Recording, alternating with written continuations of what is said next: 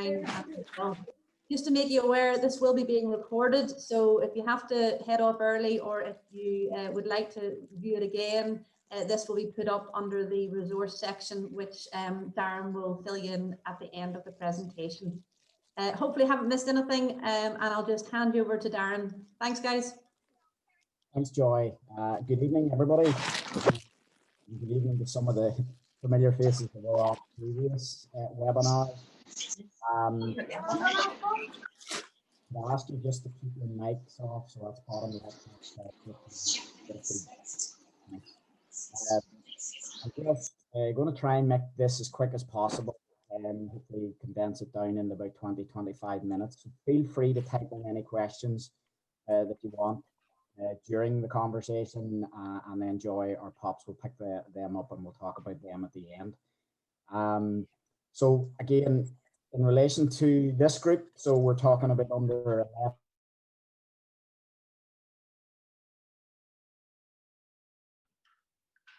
Darren, you've just unmuted. You've just muted yourself there. Just make sure you haven't muted yourself. Somebody else did. Okay, can you hear me now? Sweet. Just to remind people that these are different times. COVID's amongst us, and we may be going into lockdown in the near future, but we've already started, and all you guys have already started playing, coaching, and the kids want to play some rugby. So with that in mind, we went through, I'm trying to share this.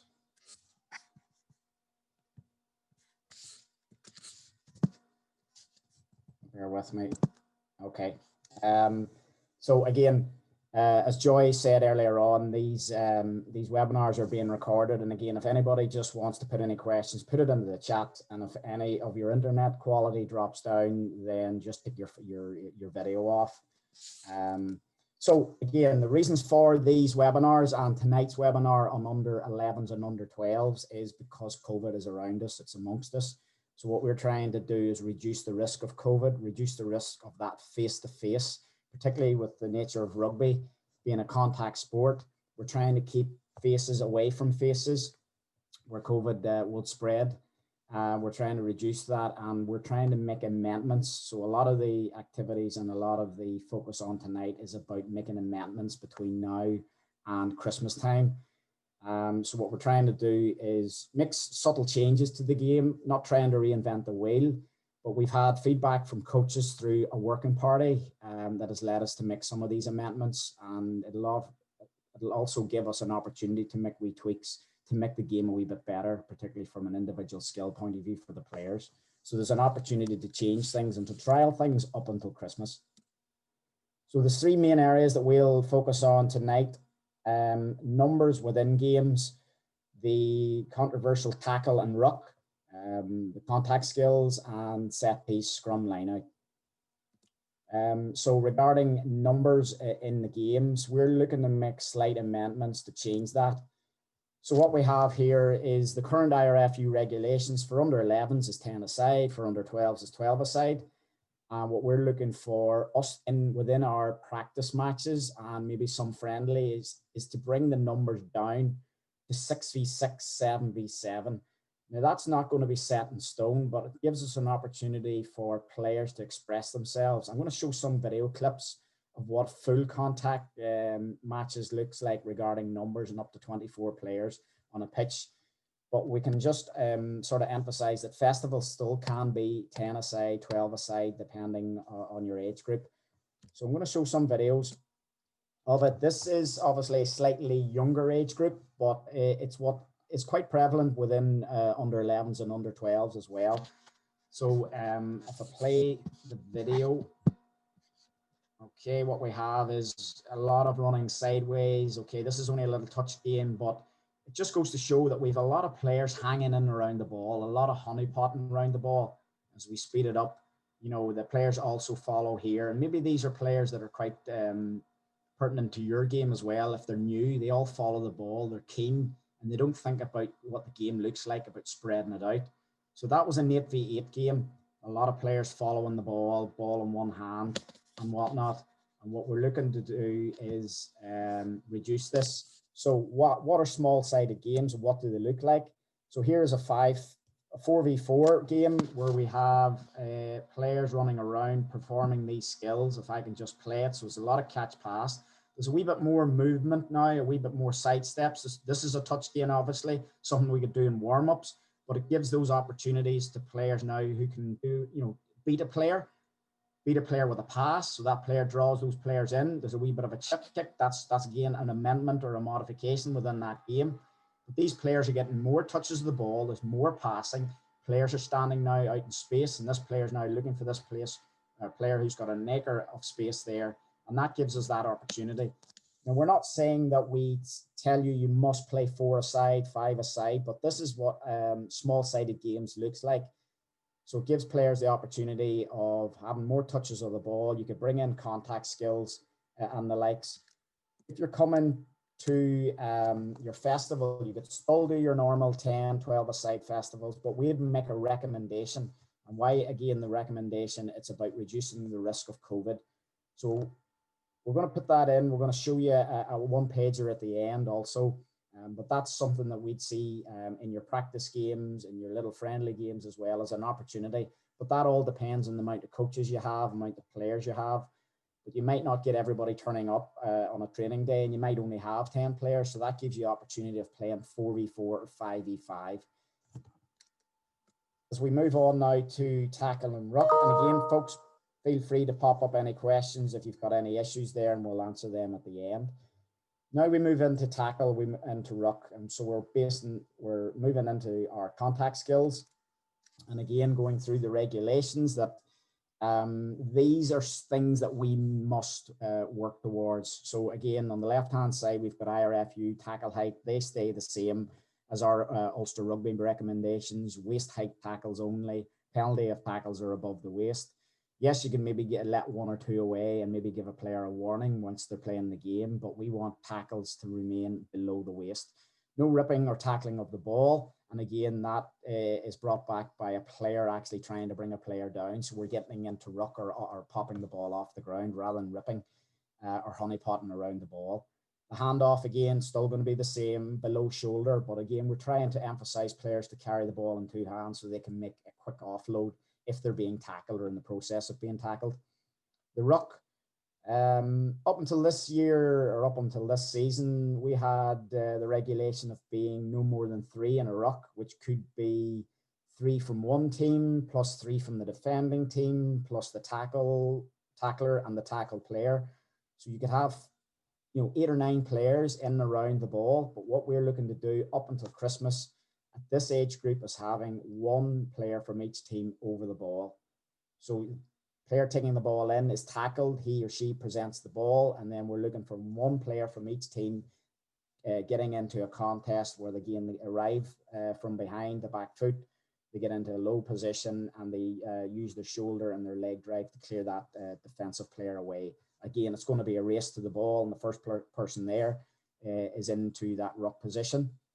The nearest player in there, it might be the scrum half, or that other player then becomes the ball player. So we're getting in a position now, we're taking away a lot of face-to-face contact. We're taking away a lot of the contact skills, the collision skills, for want of a better term. And we're only putting 1 person in on their feet from each team over the ball. Again, you should like to think that a ruck is going to be a lot cleaner, a lot faster, and then the game becomes a lot faster. So examples of that, what could the game look like at the minute if we're going full 10 or 12 aside? We tend to see a lot of this. So a lot of ball contact skills there. That player's quite high. So you can see a lot of honeypotting around the ball, and that really becomes a bit of a mess. So what we're trying to do is move that on and get it into a smaller sided game. So the tackle again, if we can emphasize what a good tackle looks like, if we can keep our eye on the guy in the center in the red, he gets down into a good low body position to make what we call a chop tackle around the waist. And there's a good offload into that as well, into the next player. Another example is this player here getting down nice and low, making that tackle around the waist. and the player being able to get the ball away. And again, this is a small-sided game, so there's more opportunities to move the ball around. So what does a 1v1 ruck look like? So these are our under 11, 12 players here. And this is a smaller side game. I think this is the start of the season here. And we had about 6v6. And if we can play this on here, what we have is a tap and pass. There's a wee bit of space to move around, but we've got a ball passed away. We've got 2 passes, which was good, getting it away from the area originally. A tackle's been made. This player's now going to ground. And we can see one player immediately goes in from both teams circled, and that's a 1v1 ruck. Scrum half gets the ball away. We've got 2 passes, which is excellent. Here's a tackle being made here. And we've got a great example of a good ball presentation. And then the next supporting player in the green shirt gets down low and he takes away the threat of the bib. So that's an opportunity for a 1v1 ruck in the game. Then we're looking for our players then to use our catch, pass, or evasion skills and run and hopefully score a few more tries. So again, what are we looking to do? There's no real tackle changes. So again, below the waist, same regulations, but the ruck at this level, we're going to change it from what it was originally, maybe 3 or 4 players from each team, and it's only 1 from each team. So it's a 1v1 ruck. What's the scrum and line out going to look like? So we're looking to make changes here, particularly around COVID. We're looking to reduce the face-to-face element of contact, particularly where players bind up. So we have scrums, and the scrums again at mini rugby is about restarting the play. So what we're looking to do is, with regards to the regulations on the left-hand side, it's always going to be 5 players in the scrum at under 11, 6 at under 12. But what we're looking to do is 5 players, in a kneeling formation. So on the right-hand side, we can say that there's going to be no contest at either scrum or line out. The team that gets the ball, all players go down in a 3-2 formation for under 11s, or a 3-2-1 formation for under 12s with that extra player, or those 2 extra players within the under 12 team. The line out is going to be uncontested. And again, we don't want to maul, we don't want to catch and drive, because again, we want to reduce the risk of COVID and that face-to-face upper body grab around the ball. So we're looking for the ball to be delivered to the scrum half. So what does that look like? We've got a scrum 66, and we sort of set this up just again as a basic formation. The referee blows the whistle, makes the mark. The nearest players come in. It's okay to have maybe your forward set this up. Okay, they're down on one knee. This hasn't taken any time to do. That's a 3-2-1. A referee asks the scrum half to park the ball at the back of the scrum and simply blow the whistle or ask them to play, and that's it. And then we're away. So it's the same bunch of players, but we're not in a bound mass, and we're down on one knee, and that would speed up the game also. What does this would be an opportunity for looking at a 5v5 scrum for under 11. And we have a knock on here. And I think we've got Pops refereeing this. So he's just looking for the nearest 5 players, 3 and a 2. And he's asking players to come in, and he said, set the ball at the back of the scrum. Getting the players to come in. Maybe they're new to this, and the scrum half, there's a tap and pass. That's not the end of the world where he taps and pass, but ideally if we could put the ball to the back of the scrum, then he could do that sweep pass and get it away, and we're into the game. What does a 1v1 scrum look like? So we're talking about our small-sided games earlier on, maybe a 5v5. So we don't need to do 3v3, or we obviously can't do 5v5 scrums, so it's going to be a 1v1. If I play this video, what have we got here? With a bit of a knock on here. So the referee comes in within no time whatsoever. He says, right, nearest 2 players down on the knee. Bit of coaching stroke refereeing going on. And then he parks the ball at the back of the scrum. And then we're looking, the opposition scrum half tucks in behind his player, and we play. Again, we're getting that ball out into space. A wee bit of good footwork there. As we play this on, again, there's not as many defenders, and think about those small-sided games, and there we have a score. So that's a 1v1 within your manageable 4v4 game.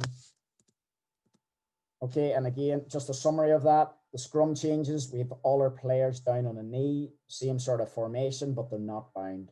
The line out, again, is going to be the same formation as it was before, but we're not having a contest. So it's throw the ball in to the receiving team, catcher pivots, delivers the ball to the scrum half, and we play.